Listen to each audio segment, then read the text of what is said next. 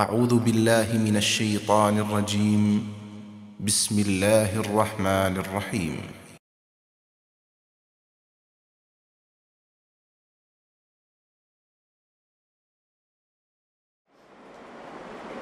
আল্লাহ পাকের অশেষ মেহেরবানিতে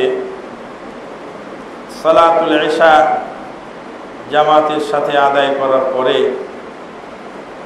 আল্লাহর ঘরে কোরআন ও হাদিসের কিছু কথা আলোচনা করা এবং শোনার জন্য আমরা এখানে সমবেত হয়েছি।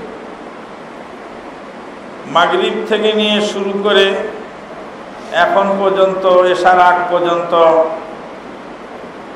বন্ধুবর মাওলানা শফিকুল ইসলাম আনসারী সাহেবের কাছ থেকে আপনারা খুব গুরুত্বপূর্ণ আলোচনা শুনলেন। বিভিন্নমুখী আলোচনা সেখানে হয়ে গেছে। আজকে আমি যে বিষয় নিয়ে আলোচনা করতে চাচ্ছি তা হলো এই প্রচলিত তথাকথিত শবে বরাত এবং শবে কদরের মর্যাদা। শবে বরাত নামক কোনো পর্ব ইসলামে নাই, কোনো রাত ইসলামে উল্লেখ নাই, কোরআন হাদিসে উল্লেখ নাই। এ কথাটা আমরা মোটামুটি ভালোভাবে জেনে এসেছি। শবে কদর সর্বজন স্বীকৃত, আল্লাহ রাব্বুল আলামিনের কোরআনে স্বীকৃত, নবী সাল্লাল্লাহু আলাইহি সাল্লামের হাদিস দ্বারা প্রমাণিত একটি ইবাদতের রাত, যেটা আমরা সালাতে ইশার দ্বিতীয় রাকাতে আমরা সূরাতুল কদর তেলাওয়াত করলাম। আল্লাহ রাব্বুল আলামিন এই লাইলাতুল কদরের মহিয়সী রজনীতে পৃথিবীর বুকে মানুষের হেদায়েতের জন্য মহাগ্রন্থ আল কোরআনুল কারীম নাজিল করা শুরু করেছিল। কোরআনের নাজিলের সূচনা হয়েছিল এই শবে কদরের রাত্রিতে। এই কারণে শবে কদরের রাতের অপরিসীম গুরুত্ব। কিসের কারণে? কোরআনের কারণে।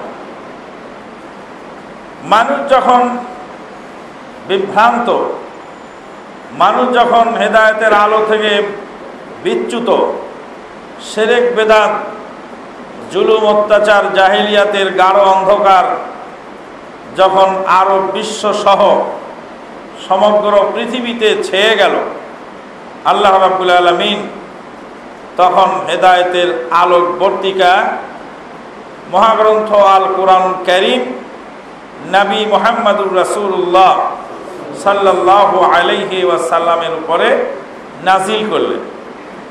নবী সাল্লাল্লাহু আলাইহি ওয়াসাল্লাম 40 বছর পর্যন্ত ভাবতে লাগলেন যে এই সমাজকে কি করে ভালো করা যায়, সমাজের মানুষের মধ্যে কিভাবে শান্তি প্রতিষ্ঠা করা যায়, সমাজের মানুষের মধ্যে অশান্তি কিভাবে মানুষের ভিতর থেকে অশান্তি কিভাবে দূর করা যায়, এ বিষয়ে তিনি চিন্তা করতে লাগলেন। আল্লাহর নবী সাল্লাল্লাহু আলাইহি সাল্লাম তিনি একজন ছিলেন দয়ালু এবং মায়াবী মানুষ। সমাজের এই দুর্দশা দেখে সমাজের দুর্দশা ঘুচানোর জন্য নিজের বুদ্ধি বিবেচনায় যতটুকু সম্ভব ততটুকু তিনি প্রচেষ্টা করে সমাজে শান্তি প্রতিষ্ঠা করার চেষ্টা করলেন। কিন্তু সেটা সফল হয়নি। কেন সফল হয়নি? 40 বছর পর্যন্ত নবী সাল্লাল্লাহু আলাইহি সাল্লাম বুদ্ধিপ্রাপ্ত হওয়ার পর থেকে 40 বছর পর্যন্ত খুব চেষ্টা চালালেন সমাজের ভিতরে শান্তি প্রতিষ্ঠা করার, কিন্তু শান্তি প্রতিষ্ঠাটা সফল হয়নি। 40 বছর পার হয়ে গেল, কিন্তু সমাজের মধ্যে শান্তি প্রতিষ্ঠা আল্লাহর নবী মুহাম্মদুর রাসূলুল্লাহ সাল্লাল্লাহু আলাইহি ওয়াসাল্লাম করতে সক্ষম হন। কেন? কারণ হলো যে এই মানুষ আল্লাহ পাক সৃষ্টি করেছে, মানুষের কলকব্জা যেমন আল্লাহ পাক সৃষ্টি করেছেন, তার মন ও মগজও সেই আল্লাহ সৃষ্টি করেছে। এই মন আর মগজকে কিভাবে পরিচালনা করলে ভালোভাবে চলবে এটা আল্লাহ পাক জানেন, দুনিয়ার মানুষের এটা জানা সম্ভব। যেই মেকারে, যেই বৈজ্ঞানিক মেশিন বানাইছে, মেশিনের নারী নক্ষত্র তার কাছে মুখস্থ, এটার কোন পার্টস কি কারণে নষ্ট হবে, কি কারণে ডিস্ট্রয় হবে, কোনটা কিভাবে চালাতে হবে, কোনটা নষ্ট হলে কিভাবে মেরামত করতে হবে, কোনটার সুবিধা অসুবিধা, মেরিট ডিমেরিট, তার সব মুখস্থ। এই জন্য সে মেশিনটা দিয়েছে, আবার মেশিন চালানোর জন্য সাথে একটা ছোট্ট ক্যাটালগ দিয়েছে যে এই মেশিনটা এই ক্যাটালগ অনুযায়ী চলবে।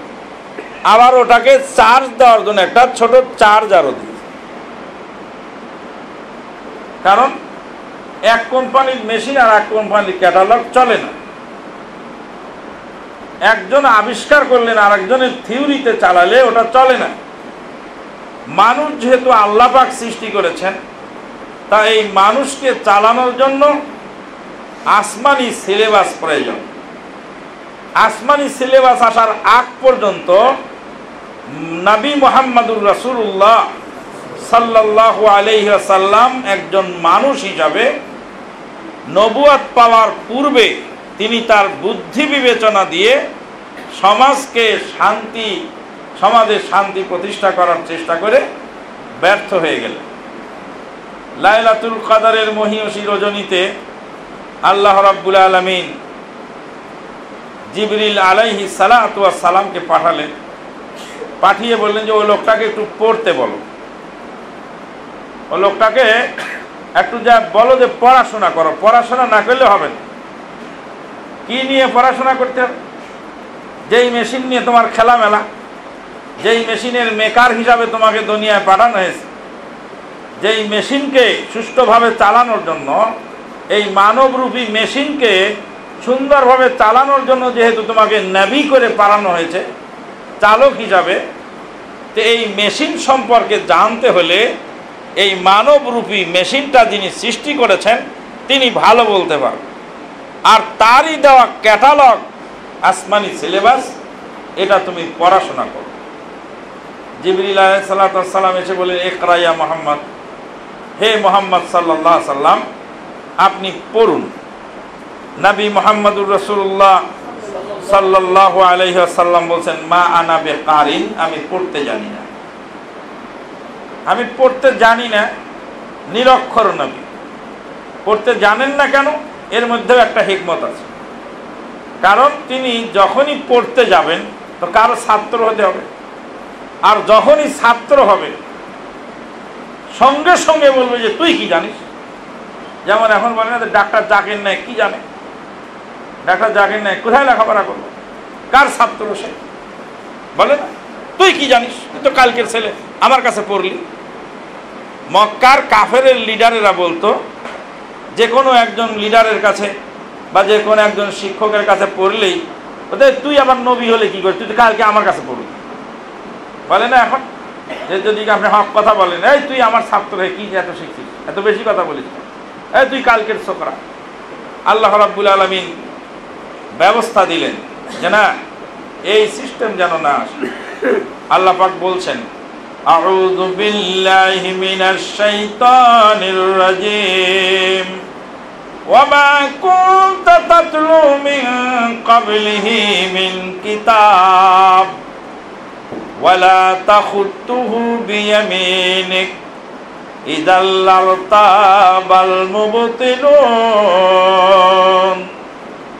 ওয়া মা কুনতা তাতলু মিন ক্বাবলিহি মিন কিতাব। এরবে আপনি কোনো কিতাব ইতিপূর্বে পড়েননি। ওয়ালা তাখুতুহু বিয়ামিনিক, আর ডান হাত দিয়ে তুমি কোনো দাগ ওঠানো নেই খড়ি মাটিতে। ইযাল লারতাবাল মুবতিলুন, বাতিলপন্থীরা হতবাক হয়ে গেল।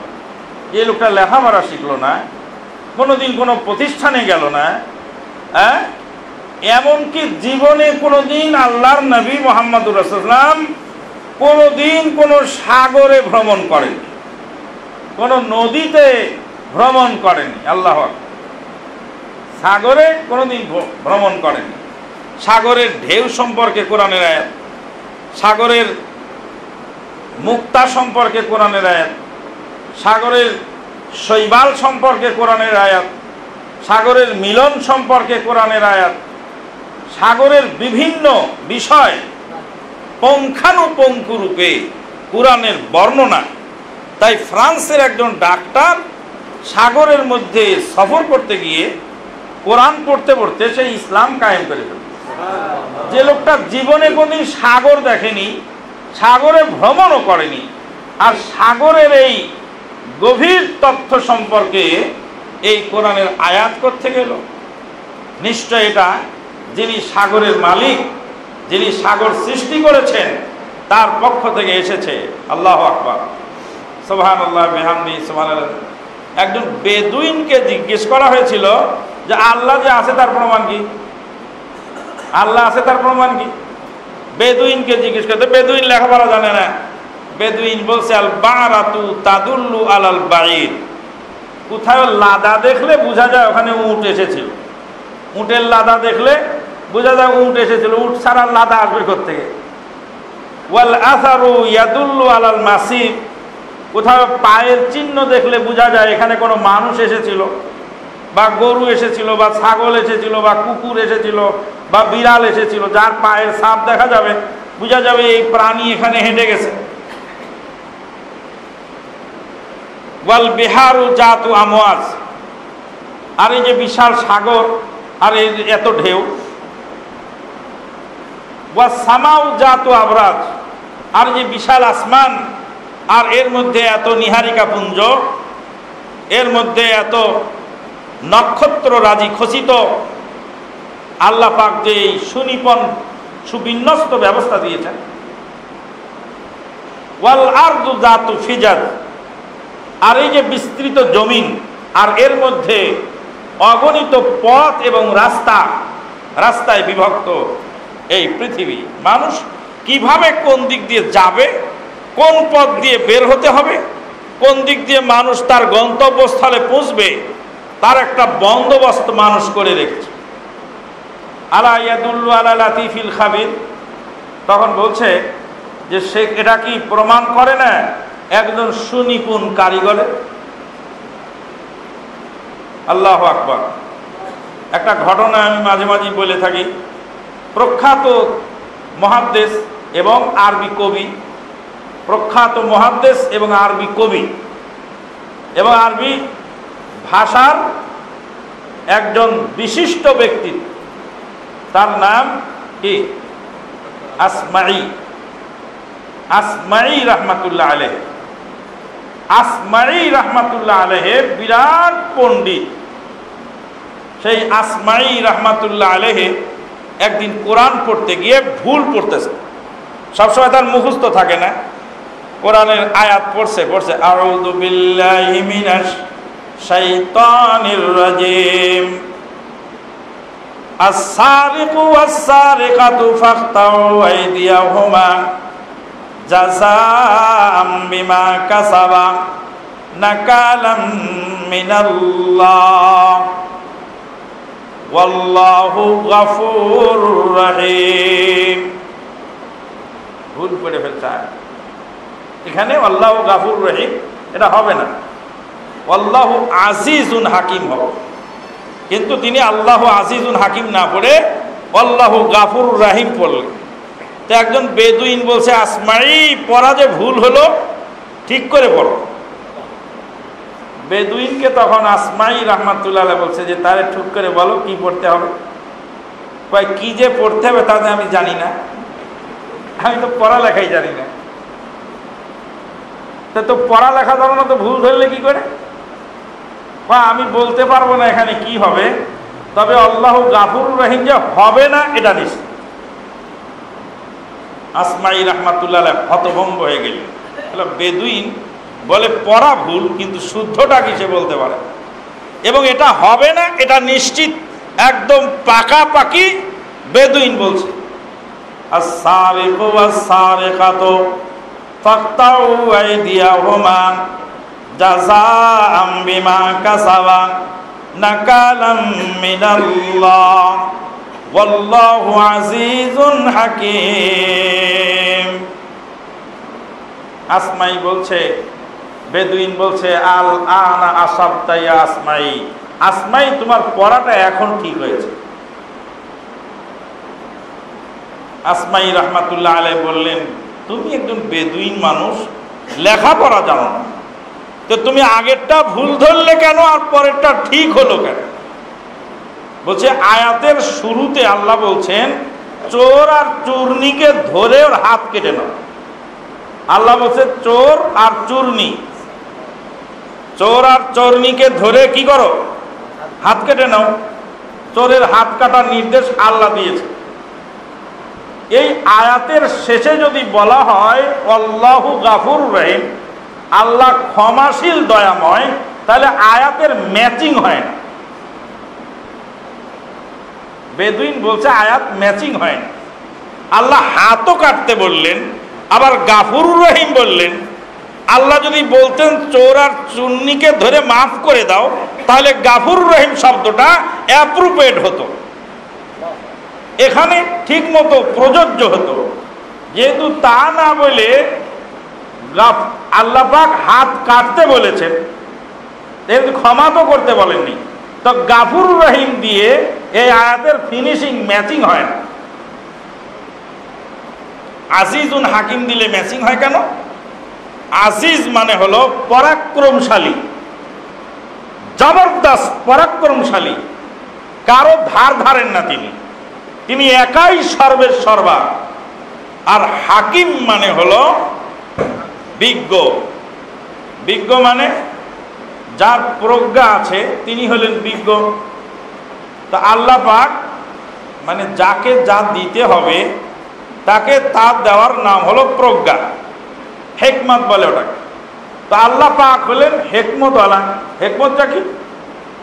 বলছে আজ্জা ফাহাকামা ফাআমারা বিল কতল। আল্লাহ পাক পরাক্রমশালী, ক্ষমতার আধার। আল্লাহ পাকের বিজ্ঞানে, আল্লাহ পাকের অভিজ্ঞতায়, আল্লাহ পাকের প্রজ্ঞায়, আল্লাহ পাকের বিদ্যায় বলছে যেই লোক পরের মাল তোলে, চুরি করে কি দিয়ে? চোখ দিয়ে। চুরি করে তো চোখ দিয়ে দেখে, জিনিসটা দেখে না, কিন্তু চুরির ফিনিশিং হয় কি দিয়ে? হাত দিয়ে। মাথায় প্ল্যান করে, ব্রেনে যে জিনিসটা আমি উঠাবো, চোখ দিয়ে আগে দেখে, তারপরে মনে মনে ভাবে যে আমি এটা নিব, কিন্তু ফিনিশিং হয় কি দিয়ে? চূড়ান্ত কাজটা সম্পাদিত হয় কি দিয়ে? হাত দিয়ে। যেই হাত পরের মাল উঠায় সেই হাত আর দুনিয়ায় থাকার অধিকার রাখে না। চোখের দোষ আছে, কিন্তু চোখের দোষে চোখকে শাস্তি দিতে বলা হয়নি, কারণ কাজটার ফিনিশিং চোখ দেয়নি। পায়ে হেঁটে গিয়ে সেটা চুরি করছে, পায়েরও দোষ আছে, কিন্তু পা সরাসরি চুরির মালটা হাত তোলে নেই। বিবেক দিয়ে বিবেচনা করেছে কখন এটা চুরি করা যায়, ব্রেনে প্ল্যান করছে, ব্রেনেরও দোষ আছে, কিন্তু ব্রেন ওটা উঠায়নি, সরাসরি ডাইরেক্ট হাতে নাতে এই অপরাধটা যে করছে তার নাম হলো হাত।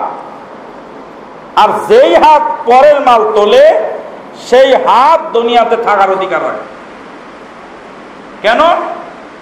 কারণ পরের মাল যে হাত উঠায় সে দুনিয়াতে বেঁচে থাকবে, আর তার হাত কেটে ফেলে দেওয়া হবে, তার হাতটা কেটে নিয়ে ওটাকে দাফন করে দেওয়া হবে। ওর জীবদ্দশাতে ওর হাত পোকায় খাবে, মাকড়ে খাবে। মানুষ তো মরার পরে বডিগুলি পচবে, কিন্তু ওর হাতটা ওর জীবদ্দশাতে পচবে। এটা হলো আল্লাহর হিকমত। যে দেখো যে হাত দিয়ে চুরি করলে কি হয়। আবু বকর সিদ্দিক রাদিয়াল্লাহু তাআলা আনহুকে জিজ্ঞেস করা হয়েছিল যে আমিরুল মুমিনিন,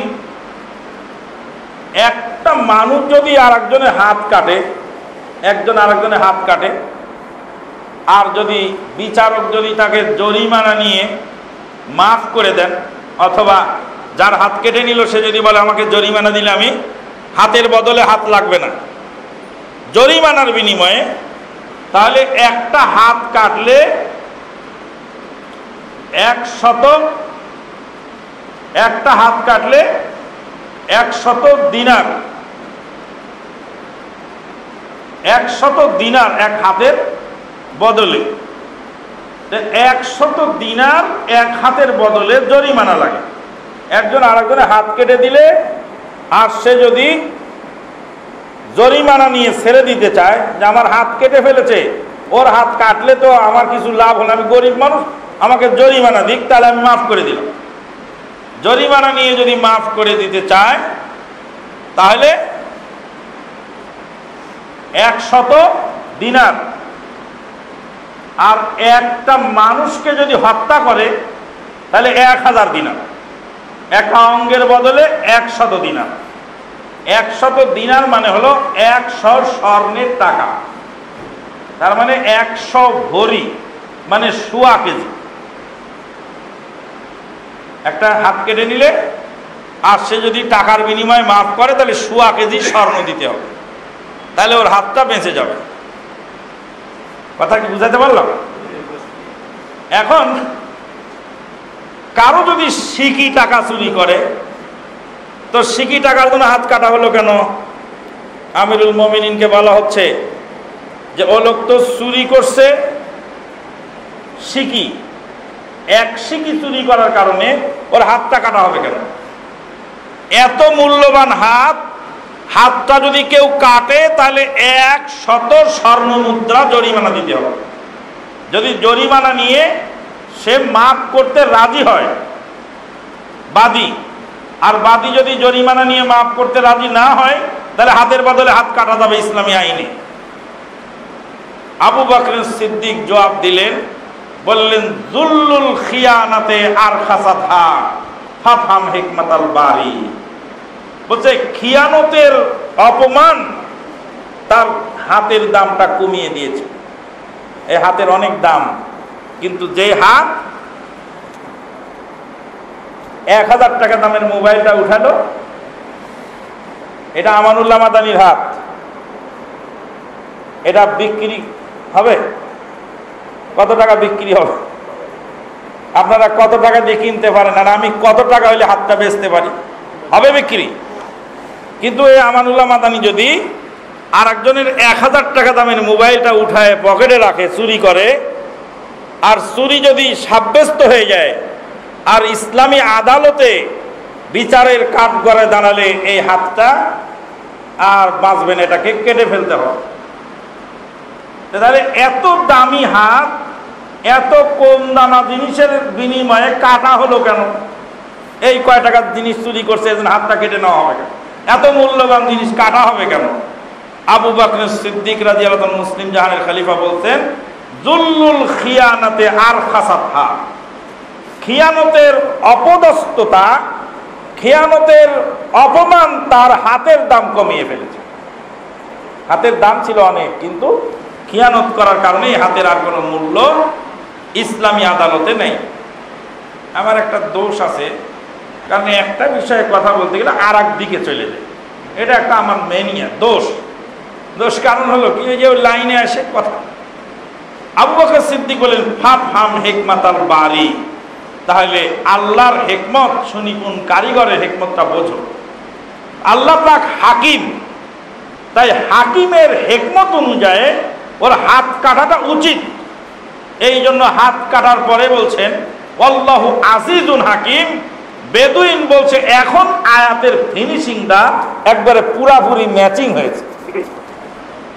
আল্লাহু আকবার। বেদুইন লেখাপড়া জানে না, তারপরে আয়াতের ম্যাচিং বোঝে ভালো, যে এটার সাথে এটার ম্যাচিং হয়। বলতেছিলাম যে নবী মুহাম্মদুর রাসূলুল্লাহ সাল্লাল্লাহু আলাইহি ওয়াসাল্লাম যেই কোরআনুল কারীম আনলেন পৃথিবীতে, আল্লাহর তরফ থেকে এই কোরআনুল কারীম তামাম পৃথিবীর মানুষকে অক্ষমতার মাঝ সাগরে ফেলে দেবে। অক্ষমতার মাঝ সাগরে পৃথিবীর মানুষ হাবুডুবু খাচ্ছে, আর বলছে এই কোরআনের মতো একটা কোরআন আনো। বলে এটা আনা সম্ভব নয়। কোরআনের মতো 10টি সূরা বানায় আনো, এটাও সম্ভব নয়। একটি সূরা বানায় আনো, বলে এটাও সম্ভব নয়। একটি আয়াত বানায় আনো, এটাও সম্ভব। যখন কোনোটাই সম্ভব হলো না, তখন ইসলামকে ক্ষতিগ্রস্ত করার জন্য আন্তর্জাতিক ক্ষতি সম্পন্ন মুফাসসিরে কোরআন বাজারে নেমে গেল, আর কোরআনের অপব্যাখ্যা করতে লাগলো। আউযু বিল্লাহি মিনাশ শাইতানির রাজিম। হামিম ওয়াল কিতাবিল মুবিন ইন্না আনজালনাহু ফি লাইলাতিন মুবারাকাহ ইন্না কুন্না মুনদিরিন। নিশ্চয় আমি উহা নাজিল করেছি বরকতের রাত্রি। বাংলাদেশের হাজার হাজার মসজিদে হাজার হাজার মুফতি, আলেম ওলামা, হাফেজ, কারি সবাই আজকের রাত্রে এই আয়াত দিয়ে দলিল পেশ করছে। জুমার খুতবা আজকে বলছিলাম, যত জায়গা থেকে ফোন আসছে, একটা জায়গা থেকে ভালো কোনো সদুত্তর কেউ দিতে পারেনি। কারণ তো দলিল নেই, তো দিবে কোত্থেকে? খালি গালিগালাজ, অকথ্য ভাষায় খালি গালিগালাজ। গালিগালাজটা আমরাও পারতে জানি, কিন্তু আমরা যে গালিগালাজ করতে জানি, করি না, করাকে জায়েজ মনে করি না।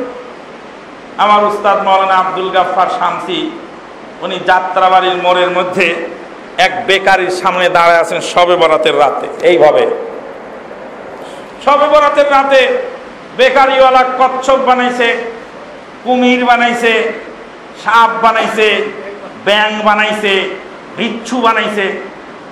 তো আব্দুল গাফফার শামসী সাহেব দাঁড়িয়ে দাঁড়িয়ে দেখছেন শবে বরাতের বেকারির দোকানের সামনে। তো বলছে, হুজুর আপনি বেকারির সামনে এখানে দাঁড়িয়ে কি দেখেন? কয়, বাবারে তোমরা সব কিছুই বানাইছো, একটা কুত্তা বানাও নাই। আমার বড় স্বাদ জাগলো যে এই শবে বরাতের রাত্রে একটা কুত্তা খায়। তো তোমরা এত কিছু বানাইলা, সাপ বানাইলা, কচ্ছপ বানাইলা, বিচ্ছু বানাইলা, বাং বানাইলা, কুমির বানাইলা, ঘড়িয়াল বানাইলা, ক্রোকোডাইল বানাইলা, কত কিছু বানালে তোমরা, কিন্তু একটা কুত্তা বানাও নাই। আমার খুব ইচ্ছা হয়েছিল একটা কুত্তা খাওয়ার, তাই দেখতেছি তোমাদের এই গ্যালারিতে একটা কুত্তা আছে কিনা। অমুসলিম, তুমি কত নিচে নেমে গেলে। তুমি থাইল্যান্ডের রাস্তার মোড়ে মোড়ে দেখো না যে ওরা সাপ পুরায় পুরায় খাচ্ছে?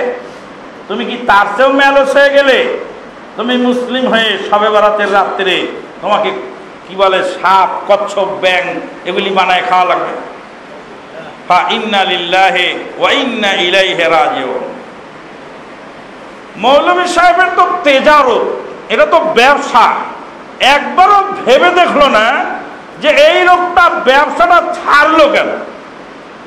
শবে বরাতের রাত্রে পকেট বুঝাই আমাদেরও হতো। এখন শবে বরাত চলে গেল, শবে বরাত ছেড়ে দিলাম, আর পকেটে টাকা থাকে না। মুনাজাত ছেড়ে দিলাম, পকেটে টাকা থাকে না। মানুষের বাড়িতে ফয়তা খাওয়া ছেড়ে দিলাম, পকেটে টাকা থাকে না। বেতনের টাকা একটাও খরচ হয় নেই, যখনই হারাম খেয়ে বেড়াইছি রাস্তায় রাস্তায়। কোনোদিন না কোনোদিন মরা বাড়ির দাওয়াত থাকছেই। 200-500 টাকা, পেটটাও ভর্তি হয়েছে, 200-500 টাকাও পকেটে আসছে। এটা ছেড়ে গেল কেন? খাওয়াটা বন্ধ হলো কেন? শবে বরাতের রাত্রিতে সারা বছরের কামাই হয়েছে একবার। এটা হলো বাৎসরিক হালকাতা।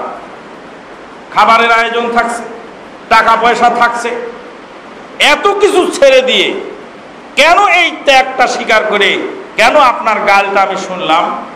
আপনি গালি দেওয়ার আগে একটু ভাবলেন? মৌলভী সাহেব কোরআনের আয়াতের ব্যাখ্যা করতেছেন। তিনি হলেন আন্তর্জাতিক ক্ষতি সম্পন্ন মুফাসসিরে কোরআন। হামিম ওয়াল কিতাবিল মুবিন ইন্না আনজালনাহু ফি লাইলাতিন মুবারাকাহ। নিশ্চয় আমি উহা নাযিল করেছি বরকতের রাত্রিতে। ইন্না কুন্না মুনযিরিন ফিহা ইউফরাকু কুল্লু আমরিন হাকিম। সেই দিন গুরুত্বপূর্ণ, সেই রাতে গুরুত্বপূর্ণ বিষয় স্থিরীকৃত হয়।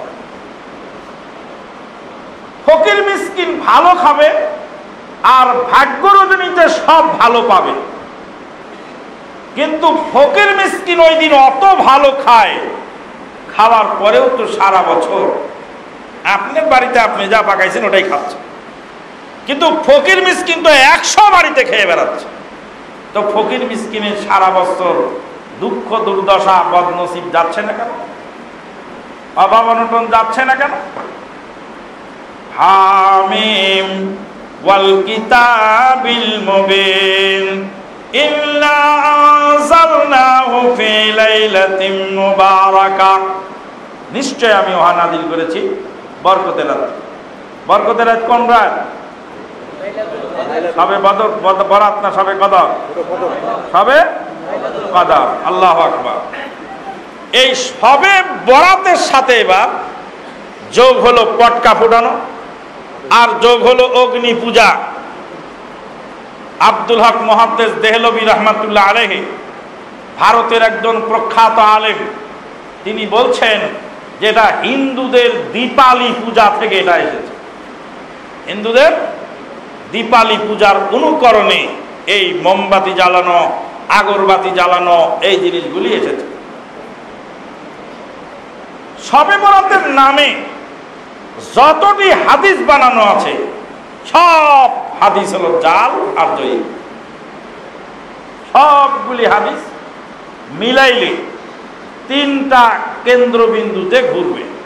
একটা গেল হলো আয়াত, আয়াত হলো সবে কদরের আয়াতকে সবে বরাতে লাগাই দেবে। এই জায়গায় আপনাকে আমাকে যে জিনিসটা জানা জরুরি সেটা হলো এই, কিয়ামতের আগ পর্যন্ত কুরআনের আয়াত দিয়ে আপনার কাছ থেকে অনেক কিছু আদায় করবে। 22,000 হাদিসের হাফেজ সৈয়দ নজরুল ইসলাম, 22,000 না কত হাজার হাদিসের বলে হাফেজ ছিল। মানুষে বলে যে 22,000 হাদিসের হাফেজ সৈয়দ নজরুল ইসলাম। সে বলতেছে যে হানাফি মাযহাবের কথা তো কোরআনে আছে। কোরআনে কোথায় আছে হানাফি মাযহাবের কথা?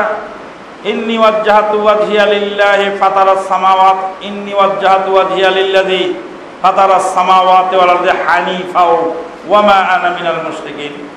এই যে হানাফি মাযহাবের কথা কোরআনে আছে। তো হানাফি হানিফা, এখানে হানিফা ওয়া মা আনা মিনাল মুশরিকিন। আরে হানিফা মানে কি?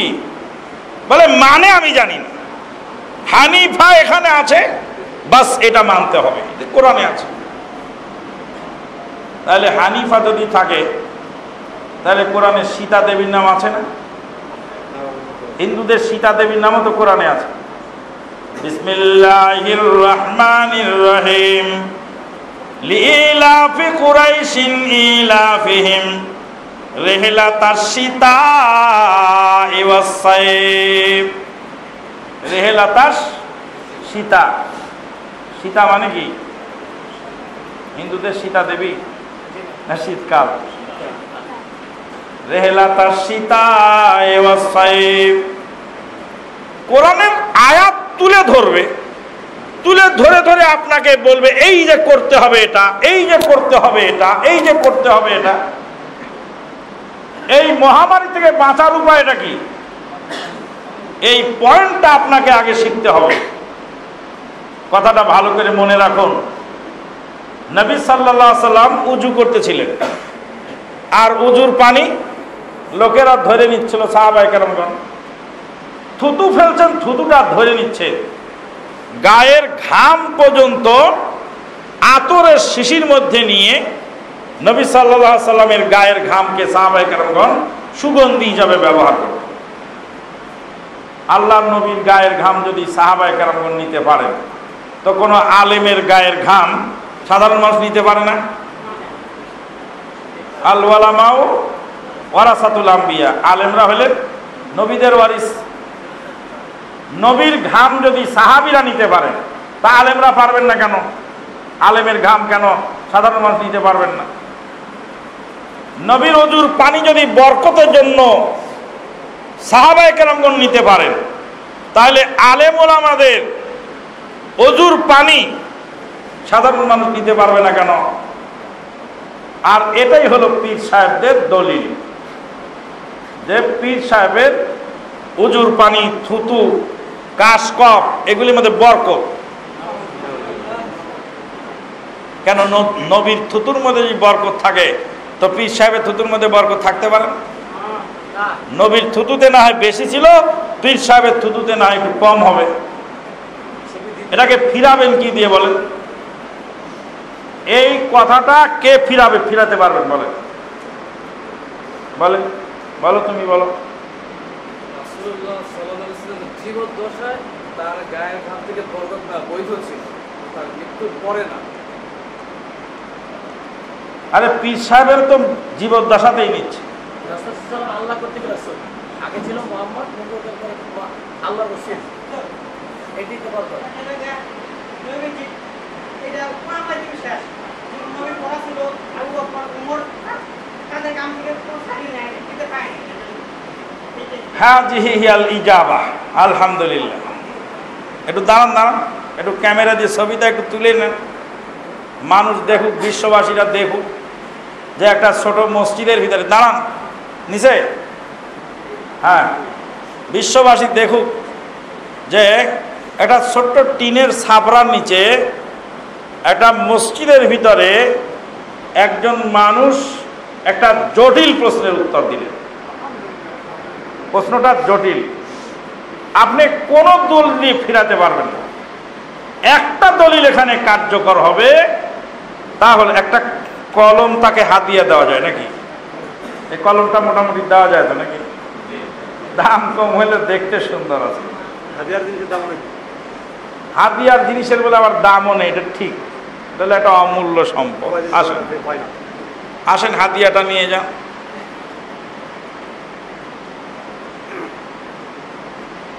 জাযাকুমুল্লাহ খায়রান, বারাকাল্লাহ ফিকুম, হাইয়াকাল্লাহ। তাহলে জবাবটা কি হলো? যে আল্লাহর নবী সাল্লাল্লাহু আলাইহি সাল্লাম ইন্তেকাল করলেন, আল্লাহর নবীর পরে খেলাফতের দায়িত্ব পেলেন কে? আবু বকর সিদ্দিক রাদিয়াল্লাহু তাআলা আনহু। আবু বকর সিদ্দিক রাদিয়াল্লাহু তাআলা আনহুর গায়ের ঘাম কোন সাহাবী নেন নাই। ওমরে ফারুকের গায়ের ঘাম কোন সাহাবী নেন নাই। ওসমান রাদিয়াল্লাহু তাআলা আনহুর শরীরের অজুর পানি, থুতু, বরকতের আশায় পৃথিবীর কেউ নেন নাই। আলী ইবনে আবি তালেবের অজুর পানি, থুতু কেউ বরকতের জন্য নেননি, গায়ের ঘাম নেননি। আল্লাহর নবী সাল্লাল্লাহু আলাইহি ওয়াসাল্লামের ইন্তেকালের পরে আর কোন সাহাবীর শরীর থেকে বরকত অপর সাহাবী না নেওয়াতে প্রমাণিত হলো। যদি এই সিলসিলা অপরের জন্য বৈধ থাকতো, তারাও এই সিলসিলা জারি রাখতেন। যেহেতু জারি রাখেননি, তাহলে ওই পর্যন্ত শেষ। এরপরে আর নতুন করে 1400 বছর পরে এসে নারী ধর্ষণকারী লম্পট চরিত্রহীন পীর, ওই পীর, ওই ভণ্ড পীর, ওই খবিস, সেই নারী ধর্ষণকারী চরিত্রহীন খবিস পীর, এই খবিসের কাছ থেকে এই বরকত নেওয়ার কোনো সুযোগ ইসলামী শরীয়তে নেই। যে পীর নারী ধর্ষণ করছে তার কথা বলছি, রাগ করার কায়দা নেই। আপনি যদি নারী ধর্ষণ না করে থাকেন তো তাহলে আপনি ওর থেকে আলাদা, আপনি ভাগ্য ভালো বেঁচে গেছেন। সুবহানাল্লাহ বিহামদিহি সুবহানাল্লাহ। আজকে মানুষ কোথায় গেছে, কোন পর্যায়ে গেছে, মানুষের আখলাক কোন পর্যায়ে চলে গেল বন্ধুগণ। তাহলে কোরআন বুঝবো কার মাধ্যমে? কোরআন কার মাধ্যমে বুঝবো? নবী মুহাম্মদুর রাসূলুল্লাহ সাল্লাল্লাহু আলাইহি সাল্লামের মাধ্যমে। আল্লাহর নবী কোরআনকে যেভাবে ব্যাখ্যা দিয়েছেন সেইভাবে আমাকে বুঝতে হবে। ওয়াইজা কুরিয়াল কুরআনু ফাসতামিউ লাহু ওয়া আনসিতু লাআল্লাকুম তুরহামুন। কোরআন পড়া হলে চুপ করে থাকো, সূরা ফাতিহা পড়ো না। কোরআন পড়া হলে চুপ করে থাকতে হবে। আয়াতে যদি নির্দেশ হতো তাহলে আল্লাহর নবী সাল্লাল্লাহু আলাইহি ওয়াসাল্লাম আমাদেরকে চুপ করেই থাকার নির্দেশ দিয়ে যেতেন। আপনি 1400 বছরে যে কোন লাভ সাহেব যে আপনি কোরআনকে নতুন করে ব্যাখ্যা করেন? তাহলে হামিম আল কিতাবিল মুবিন, এটা হাফেজ ইমাদউদ্দিন ইবনু কাসির রাহিমাহুল্লাহ বলছেন এই আয়াত হলো লাইলাতুল কদরের শানে নাজিল হয়েছে। আপনি এতদিন পরে এসে বলবেন এটা সবে কদর, সবে বরাত, কশ্চিনকালে হতে পারে না। তাহলে আয়াত গেল। এরপরে দুইটা হাদিস, তিনটা হাদিস আছে। একটা হাদিস আসছে আলী ইবনে আবি তালিব রাদিয়াল্লাহু তাআলা থেকে বর্ণিত যে লাইলাতুল বরাত যখন হয়, যখন শাবান মাসের মধ্য শাবানের রাত আসে, তখন রাতে ইবাদত করো আর দিনে সিয়াম পালন করো। আল্লাহর কসম করে বলছি, আল্লাহর কসম করে বলছি, যতদিন পর্যন্ত আমরা শবে বরাত পালন করছি এবং শবে বরাতের হালুয়া খাইছি, এক রাতেও একটা সেজদা দেওয়ার সুযোগ আমরা পাই। কারণ এ গাঁও আর ও গাঁও শত শত বাড়িতে দাওয়াত খেতে খেতে রাত ভোর হয়ে গেছে, ফজরের আজানের পরেও খাইছি মানুষের বাড়ি। আমরা সিয়াম জীবনে পালন করে দেখিনি। আমার বাপকে জিজ্ঞেস করতে পারিনি, চাচাকে জিজ্ঞেস করছি। চাচা বাপ ছিল খুব রাগী মানুষ, কথা বলা যেত না। আল্লাহ তার জান্নাত নসিব করুন। চাচাকে জিজ্ঞেস করছি, চাচা বলছে বেটা চুপ করে থাক, আলেমের ঘুম মূর্খ মানুষের ইবাদত সমান, আমরা না পেলেও চলবে। জীবন ভর এই ব্যবসা আমরা চালাই গেছি, কিন্তু মানুষকে কোনোদিন আমরা খিলায় দেখি নেই। আপনার বিবেককে আপনি জিজ্ঞেস করে দেখেন যে এই জিনিসটা কোত্থেকে এলো, কেন এই জিনিসটা আলেমের বাড়িতে নাই, কেন আলেমেরা করেন? কোন আলেম মিলাদ কেন করান না নিজের বাড়িতে? কোন আলেমের বাপ মারা গেলে নিজে মানুষকে দাওয়াত করে কেন খিলান না? পাবলিকের ঘাড়ে কেন এই জোয়াল চাপায় দেওয়া হলো? এই কথা জিজ্ঞেস করে দেখেন, বিবেককে জিজ্ঞেস করে দেখেন। যারাই জিজ্ঞেস করতেছে তারাই আবার ফিরে চলে আসে। আপনার বাপ মরে গেলে তো হুজুর খায় বেড়াচ্ছে, খুব ভালো, কিন্তু হুজুরের বাপ মরলে আপনার দাওয়াত দিয়েছে কয়দিন? হুজুরের আত্মীয় স্বজন মারা গেছে, কোন দিন আপনাকে খিলাইছে? সে বাড়ি করছে, ঘর করছে, কোনোদিন আপনাকে দাওয়াত করে খিলাইছে নাকি? এক কাপ চা খাওয়ানোর সুযোগ জোটে কেন? জোটে না। তা যদি এটা ইসলামী শরীয়ত হতো তাহলে আপনার জন্য যেমন প্রযোজ্য তার জন্য তেমন প্রযোজ্য। এই হাদিসের বর্ণনাকারী ইবনে আবি সাবরা, সে হলো হাদিস জালকারী। শবে বরাত সম্পর্কে বিস্তারিত আলোচনা নেটে আছে, ওই জন্য আমি খুব সংক্ষিপ্ত আকারে এখানে কিছু নতুন ভাই আছেন তাদের শানে বলছি কথাগুলো। 2 নম্বর হাদিস মা আয়েশা সিদ্দিকা রাদিয়াল্লাহু তাআলা আনহা, সেটা বাকিউল গারকাত জিয়ারতের হাদিস। জাল হাদিস কত সুন্দর দেখেন কোয়ালিটিটা কি। রাতের বেলায় আয়েশা সিদ্দিকা উঠে দেখেন আল্লাহর নবী নাই বিছানায়। হাতরাতে হাতরাতে গেলেন, কোথায় রে নবী, কোথায় চলে গেলেন? খুঁজতে খুঁজতে যায় দেখছে বাকিউল গারকাত গিয়ে আল্লাহ নবী মোনাজাত করছে। মা আয়েশা সিদ্দিকা রাদিয়াল্লাহু তাআলা আনহা বললেন, ইয়া রাসূলুল্লাহ এখানে কেন? বলে তুমি জানো না এই রাত্রে, এক মিনিট, এই রাত্রে আল্লাহ পাক প্রথম আসমানে নেমে আসেন আর বানি কলব গোত্রের ছাগলের লোম পরিমাণ মানুষকে ক্ষমা করে দেন। নাউযুবিল্লাহি মিন যালিক। এখানে 3টা জিনিস লক্ষণীয়। একটা জিনিস হলো লাইলাতুল কদরের রাত্রিতে নবী সাল্লাল্লাহু আলাইহি সাল্লাম তার স্ত্রীদেরকে, তার বাড়ির সকল সদস্যকে ডেকে তুলতেন, ডেকে ডেকে উঠায় দেন, আয়েশা ওঠো ইবাদত করো। আর শবে কদরের রাত্রিতে আল্লাহর নবী চলে গেলেন গোরস্থান জিয়ারত করতে। মা আয়েশা সিদ্দিকাকে খবরও দেননি। আয়েশা সিদ্দিকা খুঁজে যায়, দেখতেছেন হাতরাতে আসে। এত বড় বরকতের রাত আর এত বড় ফজিলত যে কলব গোত্রের ছাগলের লোম পরিমাণ মানুষকে আল্লাহ ক্ষমা করেন। আর এই রাত্রিতে আল্লাহ নবী একা একা চুপিসারে ইবাদত করছেন, কোন উম্মতকেও খবর দেন নেই, তার সহধর্মিনী মা আয়েশা সিদ্দিকাকেও খবর দেন। বলেন তো নবীকে কিভাবে অপমান করা হয়েছে এই হাদিসে? নবীকে কিভাবে, নাউযুবিল্লাহি মিন যালিক, এই হাদিস যদি ঠিক হতো তাহলে নবীকে সেলফিশ বানানো হতো, যে নিজের মুক্তির জন্য গোপনে গিয়ে রাতের অন্ধকারে আল্লাহর কাছে কাঁদছেন, কিন্তু উম্মতের কাউকে খবর দেন নাই। এমনকি তার সহধর্মিনীর পাশ থেকে উঠে গেছেন, তাকেও বলেনি ও আয়েশা ওঠ, তুই 2 রাকাত পড় বা তুই আল্লাহর কাছে ইবাদত কর। অথচ সহিহ হাদিসে আসছে নবী সাল্লাল্লাহু আলাইহি সাল্লাম লাইলাতুল কদরের রাত্রিতে কি করতেন? আরে খুঁচা মারতেন, গুতায়ে তুলতেন, লাইলাতুল কদরের ইবাদত করো। তাহলে জাল হাদিস মানেই হলো নবীকে অপমান করা, জয়ীফ হাদিস মানেই হলো নবীর সম্মানের খেলাফ করা। নবীকে অপমান অপদস্থ করার জন্য জাল জয়ীফ হাদিসগুলি মানুষে বানিয়ে নবীর নামে চালিয়ে দিয়েছে। 3 নম্বর হাদিস, এই হাদিসে 1 নম্বর সমস্যা হলো যে নবী আয়েশা সিদ্দিকাকে ডাকলেন না। 2 নম্বর সমস্যা হলো এই হাদিসের বর্ণনার মধ্যে হাজ্জাজ বিন আরতাত আছে, যার বর্ণনায় বিচ্ছিন্নতা পাওয়া গেছে। 3 নম্বর সমস্যা হলো আল্লাহ পাক প্রথম আসমানে নেমে আসেন, বানি কলব গোত্রের ছাগল পরিমাণ মাফ করেন। তোমার আল্লাহ তো সব জায়গায় আছে, আবার নামেন কেন? হ্যাঁ, তোমার আল্লাহ তো কলবে আছেন, আবার নামেন কেন? তোমার আল্লাহ তো নামেন না, তোমার আল্লাহ তো সব জায়গায়। 4 নম্বর সমস্যা হলো সহিহ বুখারী এবং মুসলিমের হাদিস, আল্লাহ পাক প্রত্যেক রাতে নেমে আসেন। বাংলাদেশের প্রখ্যাত আলেমে দ্বীন আহলে হাদিস আন্দোলনের মহতারাম আমিরে জামাত doctor professor Asadullah Galib sir জেলখানায় বসে আছেন চেয়ার পেতে, আর জেলার সাহেব যাচ্ছেন শবে বরাতের রাত্রে সুগন্ধি মেখে জামা গায়ে দিয়ে মসজিদের দিকে। ডক্টর গালিব স্যার বলছেন, জেলার সাহেব জামাই সেজে কোথায় যাচ্ছেন?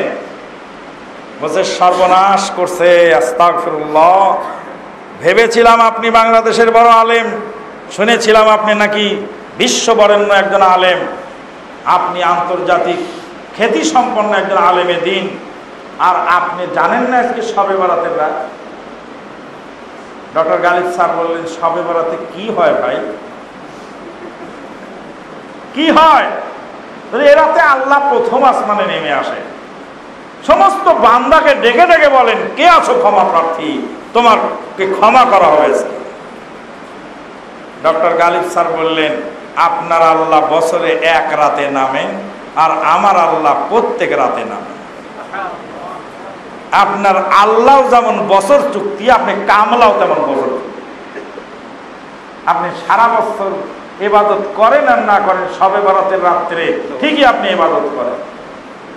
আপনার আল্লাহ যেমন বছর চুক্তি, আপনি কামলাও তেমন বছর চুক্তি। আর আমার আল্লাহ প্রত্যেক রাতে নামেন, অতএব আমিও প্রত্যেক রাতে আমার আল্লাহর ইবাদত করি আর তাহাজ্জুদের সময় আল্লাহকে ডাকি। ডক্টর গালিব স্যার বলছেন, জেলার সাহেব ওখান থেকে ফিরে চলে গেলেন জামা খুলে নিয়ে, বলেন আমি আর মসজিদে ঢুকবো না আজকে। সুবহানাল্লাহ বিহামদিহি সুবহানাল্লাহ।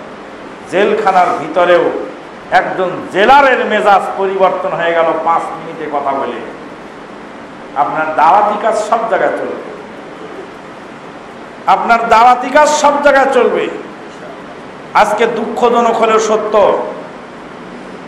বহু ধরনের মন্তব্য, আর কত লাট সাহেবদের দুনিয়াতে আসছে, আর কত পণ্ডিত যে দুনিয়াতে আসছে, সেই সমস্ত পণ্ডিতেরা রাস্তার মধ্যে বসে, মোড়ের মধ্যে বসে, এক রিক্সাওয়ালা ভ্যানওয়ালা ভ্যানের উপরে বসে, রিক্সার উপরে বসেও ডক্টর গালিব স্যার সম্পর্কে কটু মন্তব্য করতে দ্বিধাবোধ করছেন। আমরাও এক সময় শবে বরাতের হালুয়া রুটি খেতাম, আমরা বেদাতি ছিলাম। আমরা এক সময় হাত তুলে সম্মিলিত মোনাজাত করতাম, আমরা বেদাতি ছিলাম। আমরা মানুষের বাড়িতে ভয়টা খেয়ে বেড়াতাম, আমরা বেদাতি ছিলাম। আমরা এক সময় তাবিজ ব্যবহার করতাম, আমরা মুশরিক ছিলাম। আমি কাকরাইল মসজিদে গিয়ে বসে থেকেছি।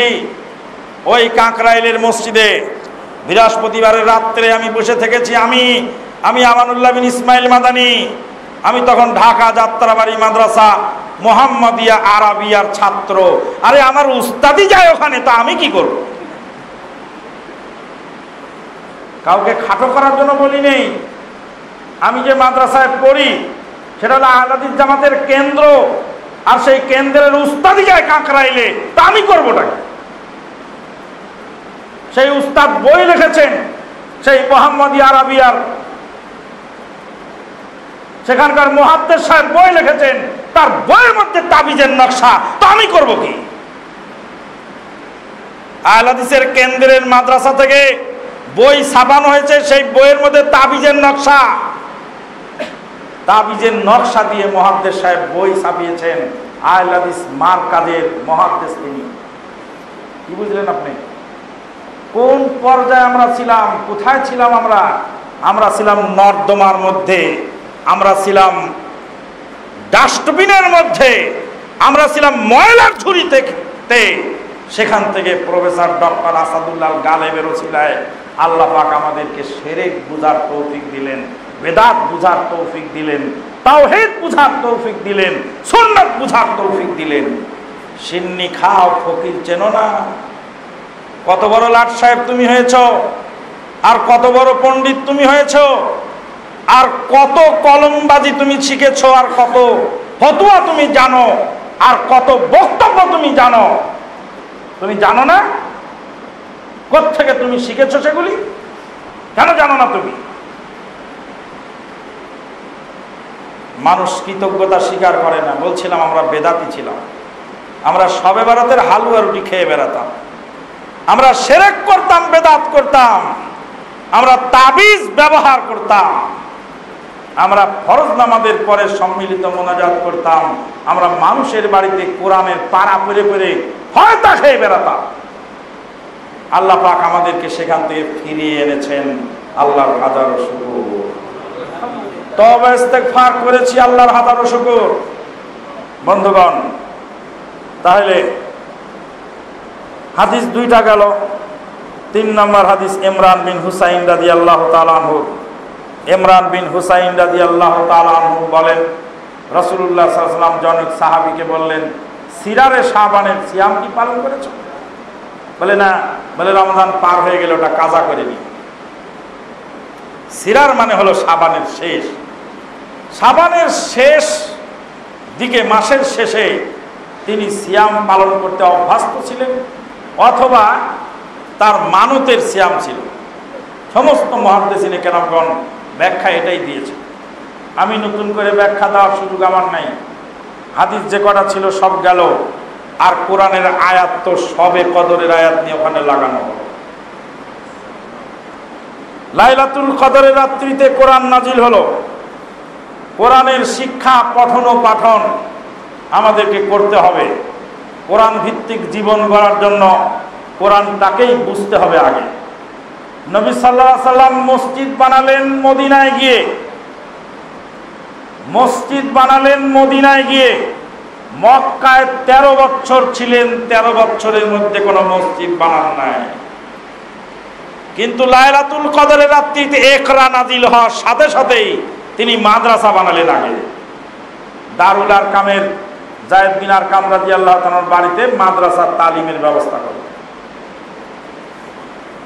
আমাদেরকে তালিমের ব্যবস্থা করতে হবে, কোরআন সুন্নাহকে বুঝতে হবে, বোঝার চেষ্টা করতে হবে।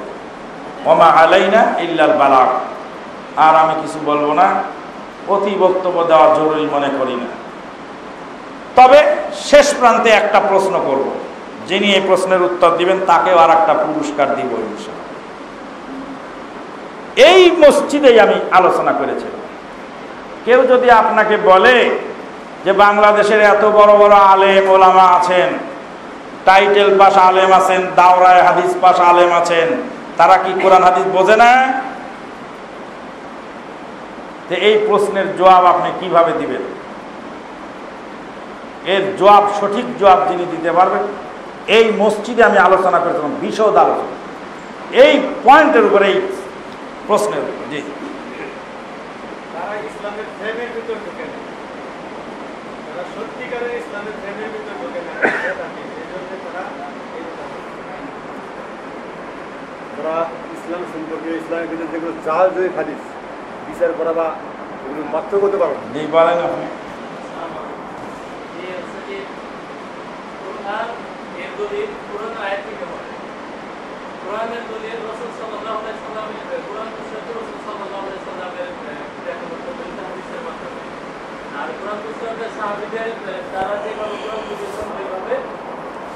আমাদের দেশের টাইটেল পাস আলেম বড় বড় টাইটেল বড় আলেম আছে না, দাওরায় হাদিস পাশ আলেম আছে না, তারা এত পড়ালেখা করলেন, দাওরায় হাদিস টাইটেল, এত কিছু পড়ালেখা করার পরেও তাদের ভিতরে পরিবর্তন এলো না কেন? আহলে হাদিস উলামায়ে কেরামগণ আর মাযহাবী আলেমগণের মধ্যে এই তালিমের ক্ষেত্রে মৌলিক পার্থক্য কি?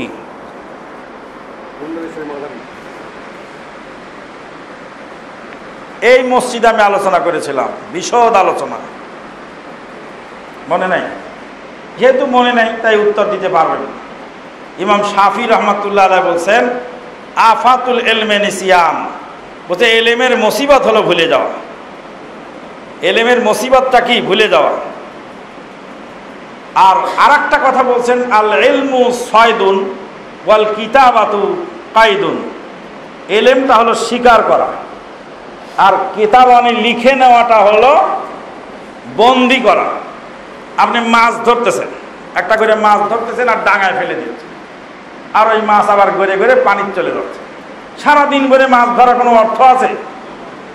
একটা মাছ পাইলেন, ওইটারে আগে কলসির মধ্যে রাখবেন, রেখে কলসিরে ইট চাপা দিবেন যাতে ওর পালাতে না পারে, ওইটার বন্দোবস্ত করে তারপর পানিতে আবার নামবেন আর একটা ধরা। আগেরটার বন্দোবস্ত না করে পরে আর ধরার দরকার নেই। আর যদি বেশি বড় হয় ওটা বাড়িতে রেখে আসবেন, তারপর আর একটা ধরতে নামবেন, তাই তো? আপনি এলেম শিখতেছেন, একদিক দিয়ে আরেক দিকে চলে যাচ্ছে, পড়া আর না পড়া আপনার সমান হয়ে গেছে।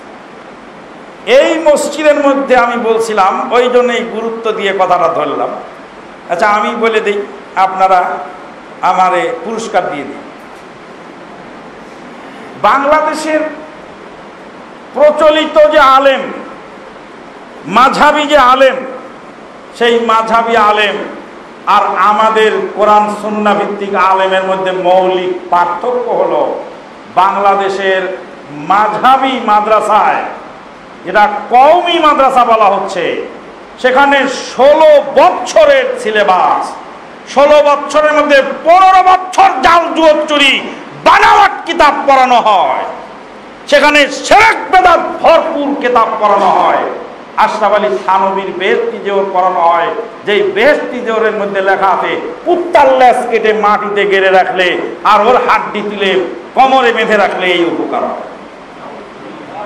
ওর মধ্যে লেখা আছে, আশরাফুল আসহাবে কাহাফের কুত্তার নাম লিখে গলায় ঝুলায় রাখলে জিন পালিয়ে যায়। কুত্তার নাম গলায় ঝুলায় রাখলে, আরে কুত্তার নাম আল্লাহ বলেন নাই, রসুল বলেন নাই যে আসহাবে কাহাফের কুত্তার নাম কি ছিল? আসহাবে কাহাফের কুত্তার নাম কি? আসহাবে কাহাফের যে লোক কতটি ছিল তা কেউ বলতে পারে নাই, কোরআনেও বলা হয়নি। অথচ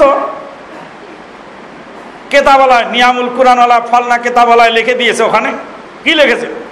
লিখেছে মেরনুস, খেরনুস, দাবারনুস, কাফসা তায়ুস, ইয়াম লিখা, আর কুত্তার নাম হলো কিতমির।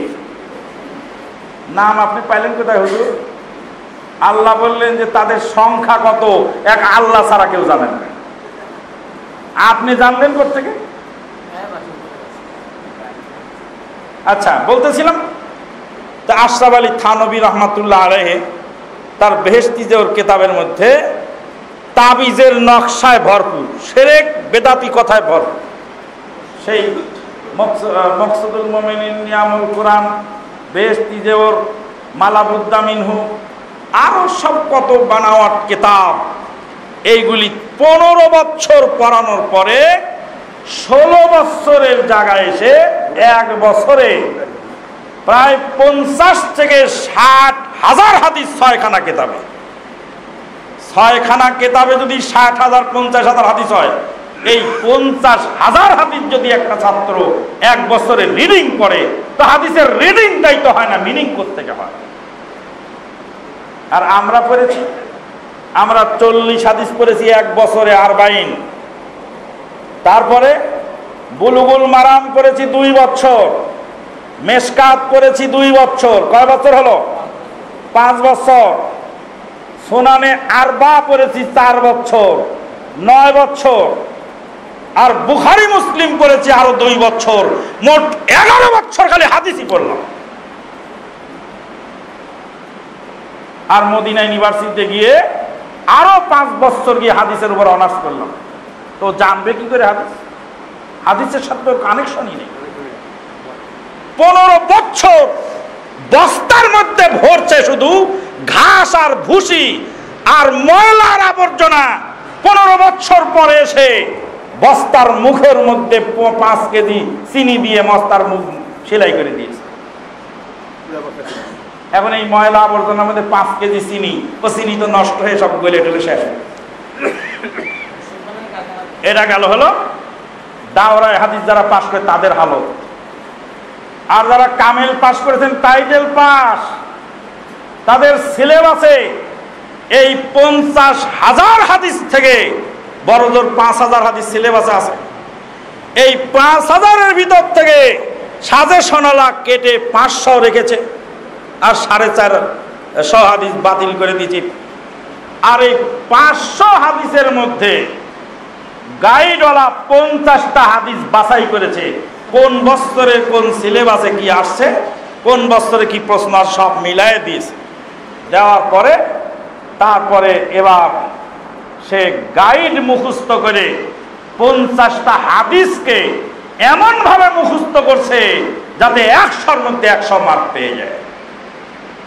কারণ গাইডওয়ালা তো 50টা হাদিস বাছাই করছে, এই 50-এর বাইরে এবছরের প্রশ্ন যাবে না।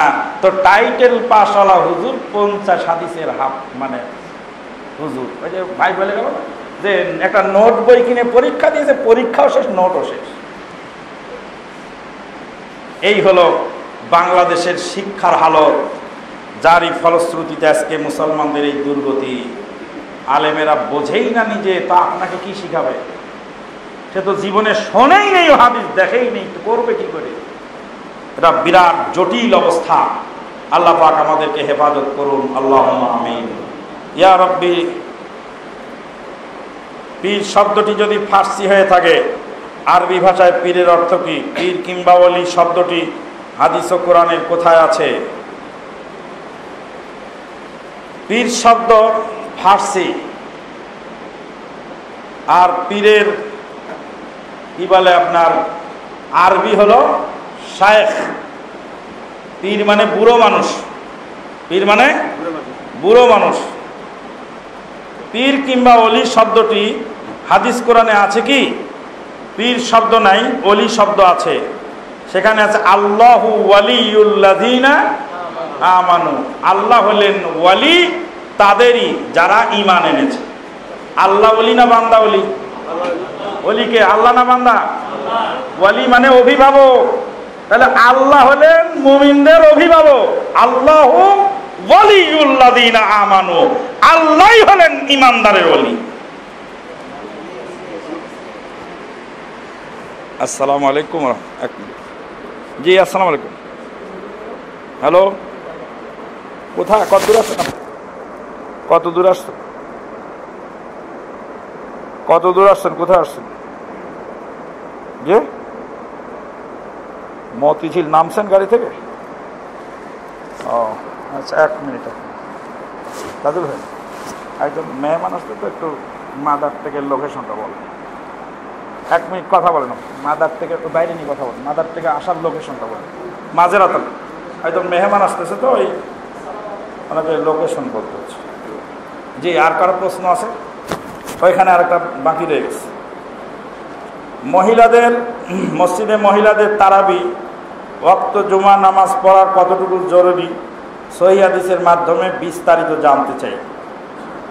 মহিলাদের মসজিদে তারাবি পড়া খুব বেশি জরুরি নয়, কারণ তারাবিটা মহিলা কেন, পুরুষরাও বাড়িতে পড়াটা উত্তম। নফল ইবাদত বাড়িতে উত্তম, মসজিদে পড়াটা বৈধ, বাড়িতে পড়াটা উত্তম। তা মহিলাদের তো বাজার যাওয়া না, মহিলাদের ওয়াক্তীয় জামাত বাড়িতে পড়া উত্তম, মসজিদে পড়া বৈধ। কিন্তু জুমার জামাতটা মহিলাদের মসজিদে আসা উত্তম। কেন? জুমার খুতবার মাধ্যমে একজন মহিলা মডিফাইড হওয়ার সুযোগ পায়। একজন মহিলা দাওয়াত এবং তাবলীগের কাজ ওখান থেকে জানতে পারে। জি, আর কারো প্রশ্ন আছে না? এখানে সমাপ্ত।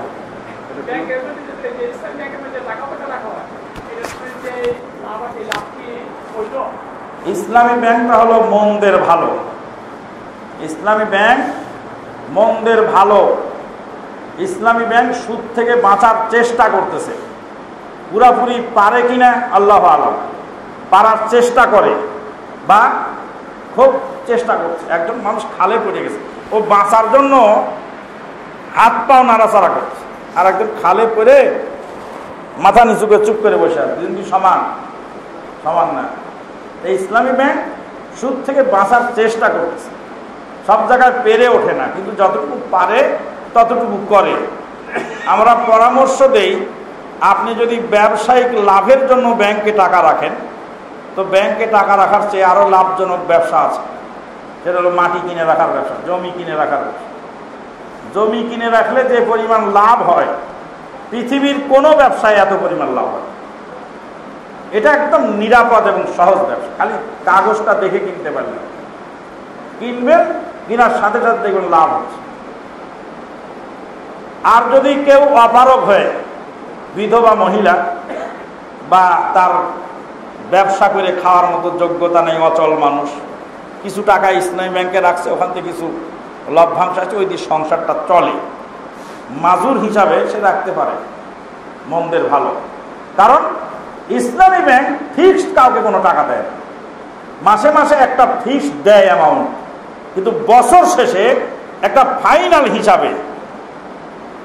হিসাবে কতটুকু পেল সেই অনুপাতে বিগত দিনে যা দেওয়া হয়েছে ওটা বাদ দিয়ে বাকিটা দেওয়া হয়। যেমন আপনার লেবার কাজ করতেছে, আপনি তাদেরকে ডেলি খোরাকি দিয়ে যাচ্ছেন, খোরাকি দিতে দিতে কাজ শেষ হলে তারপর হিসাব মিলাচ্ছেন, অথবা সপ্তাহে হিসাব মিলাচ্ছেন। তো ঠিক এইভাবে তারা একটা অ্যামাউন্ট দিয়ে যায় আনুমানিক। ফাইনাল হিসাবের সময় এসে তারা সেখানে পার্সেন্টেজ বাইর করে। অতএব যদি তা হয় তাহলে সেক্ষেত্রে সমস্যা হওয়ার কথা নয়। আশা করি আমরা শেষ করে দিতে পারি নাকি? ওয়ালাইকুম আসসালাম।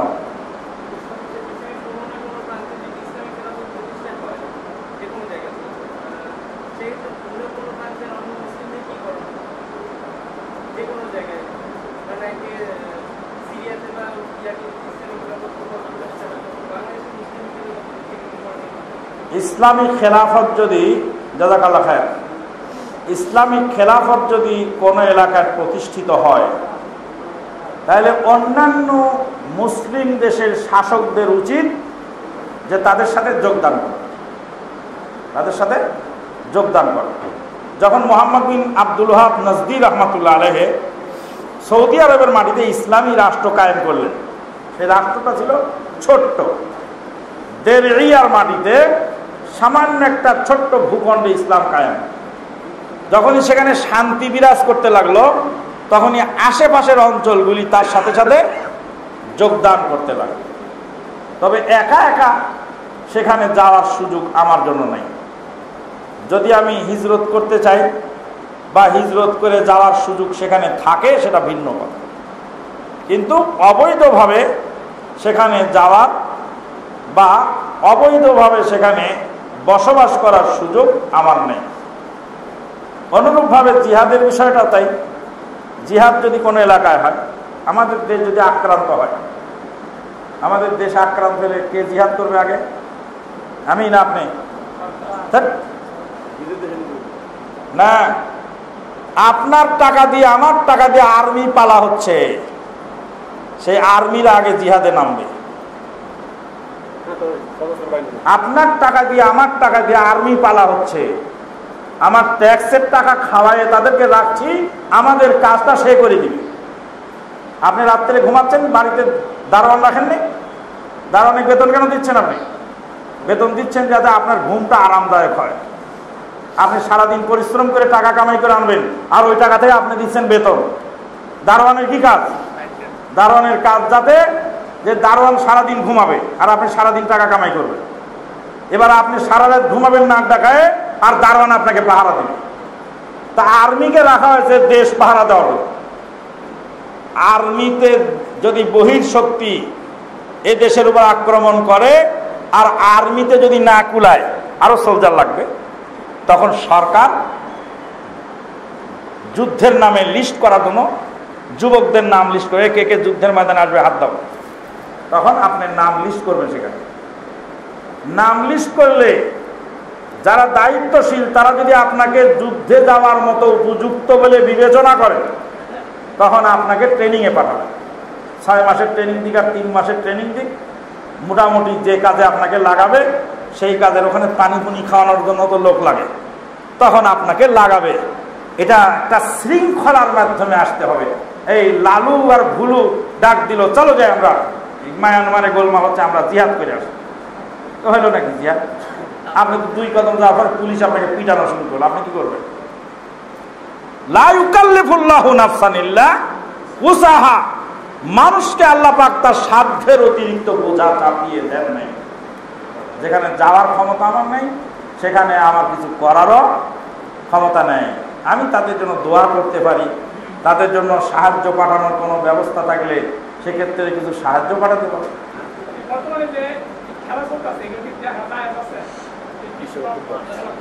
বর্তমান যে খেলা চলছে, এই খেলাগুলি হলো অবৈধ, এর দেখা অবৈধ, এর জন্য ব্যানার বানানো অবৈধ, এর জন্য একটি টাকা, একটা মিনিট, একটা সেকেন্ড ব্যয় করা অবৈধ। গোটা মুসলিম জাতিকে, গোটা যুব সমাজকে পঙ্গু করার জন্য, গোটা যুব সমাজের মেধাকে নস্যাৎ করার জন্য এই সমস্ত খেলা দিয়ে মুসলমানদেরকে ইয়ে করে রাখা হয়েছে। হাজার হাজার ছাত্র পরীক্ষায় ফেল করতেছে এই খেলার খেতায় আগুন দেওয়া। হাজার হাজার পরহেজগার মানুষ তারা এই সালাত ফেল করতেছে, আর সালাতের মধ্যে চিন্তা করতে কতক্ষণে টিভিটা আলাদা করবে। সালাতে আল্লাহর নাম জপ না থাকে, খেলার নাম জপ না। আমি তখন ইয়াং ম্যান, নারায়ণগঞ্জ ফরাজিকান্দা বড় মসজিদের খাতিব, 40 জন যুবক রেডি করছি, 40 জনের মতো যুবক, 40 থেকে 50 জন, 40 থেকে 50 জন যুবক রাতে ফজরের সময় উঠে একজন আরেকজনের দরজা পিটায় ডেকে বাইর করে ফজরের জামাত ধর। একসাথে গিয়ে তারা ফজর করে, আর একসাথে গিয়ে তারা নদীতে সাঁতার কাটে, একসাথে তারা সিয়াম পালন করে, একসাথে তারা তারাবি করে, একসাথে তারা রাত্রি জাগরণ করে, একসাথে তারা বই পড়ে, একসাথে তারা লাইব্রেরি ওয়ার্ক করে, একসাথে তারা বিভিন্ন কাজ করে। এরকম প্রায় 40 থেকে 50 জন যুবক রেডি আমার। আমি গেলাম ফাজেল পরীক্ষা দিতে, আর দেশে আসলো 20 কাপ, 20 কাপ মানে 20-এর কাপ তাদেরকে পিলাইয়ে দিল। বিশ্বকাপ না, ওটা 20-এর কাপ, 20-এর পিয়ালা তাদেরকে পান করিয়ে দিয়ে তারপরে আমি 1 মাস পরীক্ষা দিয়ে এসে দেখি একজনও নাই তাহাজ্জুদ ফজরের সময় উঠা তো দূরের কথা, ওয়াক্তের জামাতেও আসে। 50 জন এই যুবক হারিয়ে গেল। কেন গেল? এই খেলায়। মদিনা ইউনিভার্সিটি একজন প্রফেসর বলছে, আল্লাহর কসম মুসলমানদের মাথায় পুকা ঢুকেছে, আল্লাহর কসম ফুটবলের ভিতরে হাওয়া ছাড়া কিছু না। বলছে আল্লাহর কসম ফুটবলের ভিতরে হাওয়া ছাড়া কিছু নেই, বাতাস ছাড়া কিছু নেই। এই বাতাসের পিছনে মানুষ দৌড়াচ্ছে, হাওয়ার পিছনে দৌড়াচ্ছে। আল্লাহ রহম করুন আমাদের। এবার বন্ধুগণ, মনের দুঃখ আর কি বলি, বহু আমরা শুনেছি, বহু আমল, বহু এলেম চর্চা বেড়ে গেছে, কিন্তু এলেমের তুলনায় আমলের পরিমাণ কম। আমলটা আমরা কমিয়ে দিয়েছি। আমরা গবেষণা করতে করতে আমাদের দিন পার হয়ে যাচ্ছে, কিন্তু আমরা আমল করতে পারছি না। আল্লাহ পাক আমাদেরকে আমল করার তৌফিক দান করুন।